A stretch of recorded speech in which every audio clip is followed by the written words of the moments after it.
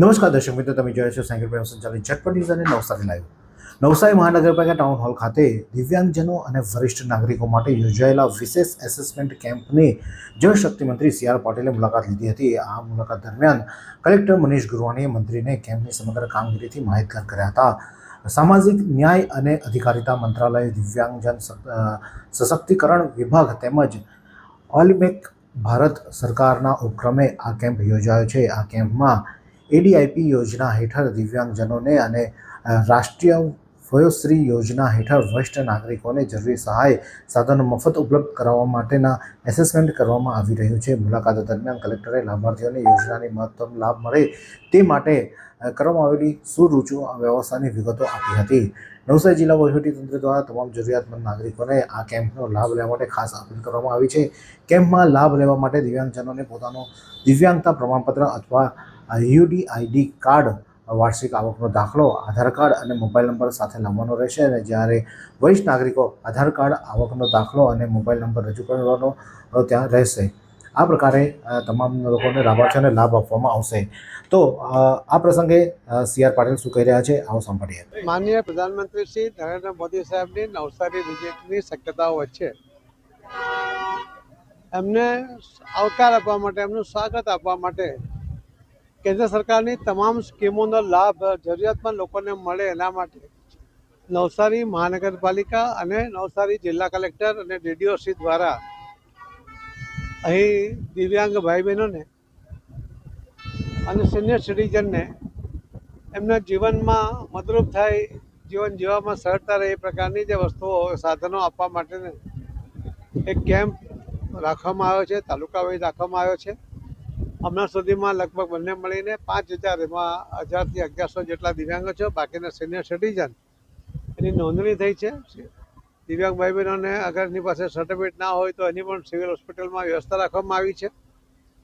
નવસારી એક એવું શહેર છે કે જ્યાં માનનીય પ્રધાનમંત્રી શ્રી નરેન્દ્ર મોદી સાહેબનો પહેલો એક કાર્યક્રમ દિવ્યાંગો માટેનો થયો હતો. એમાં 17,000 દિવ્યાંગોને સાધનો આપવામાં આવ્યા હતા અને 1 લાખ જેટલા લોકો અહીં ભેગા થયા હતા. ત્યારે ફરીથી માનનીય પ્રધાનમંત્રી મોદી સાહેબ નવસારી આવી રહ્યા છે ત્યારે દરેક પ્રકારના વિકાસના કામો, દરેક પ્રકારની યોજનાનો લાભ એ સર્વેને મળે. સ્વચ્છતા સાથે પણ 300 ગામો અને નવસારી શહેરની માઇક્રો સફાઈનું કામ પણ ચાલુ કરવામાં આવ્યું છે. સુકન્યા સમૃદ્ધિ યોજનાના એકાઉન્ટ ખોલવા માટેનું કામ ચાલે છે. 3800 જેટલા જે બાળકો હમણાં કુપોષિત છે એને લગભગ 1.5-2 મહિનાની અંદર કુપોષણમાંથી મેક્સિમમ બાળકોને બહાર લાવવા માટેનો પ્રયત્ન એ પણ ચાલુ થયો છે. ટીબી પેશન્ટોને પણ કીટ આપવાનું ચાલુ થયું છે. વિવિધ પ્રકારની યોજના દ્વારા લોકોને સહાય કરવી અને એમાં નવસારી આખા દેશમાં પહેલો જિલ્લો હોય એ પ્રકારનું કામ અહીં થઈ રહ્યું છે. એના માટે હું સૌ અધિકારીઓને, સૌ કર્મચારીઓને, સૌ પદાધિકારીઓને આપના માધ્યમથી ખૂબ ખૂબ અભિનંદન આપું છું. ધન્યવાદ. નવસારીમાં રાહત દરે ઉત્તમ સારવાર મેળવવાનું સ્થળ એટલે Kejal life in multi speciality hospital, જ્યાં સામાન્ય ઓપીડી ઉપરાંત સર્જિકલ, બાળરોગ, સ્ત્રી રોગ, ઓર્થોપેડિક જેવા વિવિધ વિભાગોના નિષ્ણાંત તબીબો, અત્યાધુનિક સુવિધાઓ સાથેનું આઈસીયુ તેમજ મા કાર્ડ અને આયુષ્માન કાર્ડ હેઠળ સારવાર ઉપલબ્ધ છે. તો આ હોસ્પિટલનું સરનામું નોંધી લો. નેશનલ હાઈવે નંબર 48, સ્વામિનારાયણ મંદિર સામે, કબીલપુર, નવસારી. અને વધુ માહિતી માટે સ્ક્રીન પર દેખાતા નંબર પર સંપર્ક કરો. તો આ કાર્યક્રમમાં તેમની સાથે અશોકભાઈ ધોરાજીયા, નવસારી મહાનગરપાલિકાના મેયર, ધારાસભ્ય રાકેશભાઈ દેસાઈ, નવસારીના ધારાસભ્ય છે તેઓ, અને ડીડીઓ કાર્તિક જીવાણી, એસપી રાહુલ પટેલ સહિતના મહાનુભાવો અને વહીવટીતંત્રના ઉચ્ચ અધિકારીઓ પણ આ કેમ્પ માટે ટાઉન હોલ ખાતે ખાસ ઉપસ્થિત રહ્યા હતા. ત્યારબાદ સાંસદ સી.આર. પાટીલ નવસારીના સર્કિટ હાઉસ ખાતે પહોંચ્યા હતા અને ત્યાં ભાજપની બધી મહિલા મોરચાની બહેનો દ્વારા તેમને રાખડી બાંધવામાં આવી હતી. સાથે મહિલાઓને તેમના લાંબા આયુષ્યની પણ તેમને પ્રાર્થના કરી હતી. ત્યારે આ પ્રસંગે નવસારીના ભાજપના શીતલબેન સોની શું કહી રહ્યા છે, આવો સાંભળીએ. આપણા લોકલાડીલા સાંસદ અને કેન્દ્રીય જળશક્તિ મંત્રી અને પૂર્વ પ્રદેશ અધ્યક્ષ આદરણીય પાટીલ સાહેબ જ્યારે નવસારી ખાતે અહીંયા આવેલા હતા ત્યારે સાહેબે બધી જ બહેનો સાથે રક્ષાબંધનનો પર્વની ઉજવણી કરી છે.